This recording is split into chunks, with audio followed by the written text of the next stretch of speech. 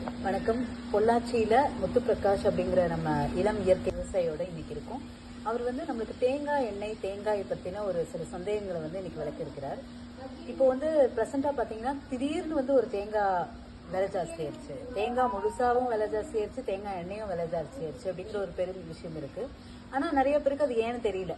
தங்க விலைக்கு நிகர ஒப்பிட ஆரம்பிச்சிட்டாங்க. ஸோ அது ஏன் இவர்கிட்ட கேட்போம், நீங்க எதுக்காக இப்ப திடீர்னு தேங்காய் விலை ஜாஸ்தியாச்சு, இதுக்கு பின்னாடி ஃபார்மிங் இடத்துல என்னென்ன சிக்கல்கள்னால இது நடக்குது சொல்றேன். முதல்ல தென்னை விவசாயிகளுக்குங்க ஆள் ஒரு பற்றாக்குறையா இருந்தது, உரம் செலவு கொஞ்சம் இருந்தது, அப்புறம் பாத்தீங்கன்னா வறட்சி, அதாவது தண்ணி ஒரு பெரிய பிரச்சனை இருந்தது. அது கூட இப்போ 5-6 வருஷமா பெருசு, அதை விட பெரிய த்ரெட்டா அந்த தென்னை வாடலை கேரளாவில் லீத்தல் எல்லோயிங் டிசீஸ், அது அப்புறம் சுருள் வெள்ளை பூச்சி, அது மாதிரி சில நோய் தாக்குதலும் அதுக்கு வந்துச்சு.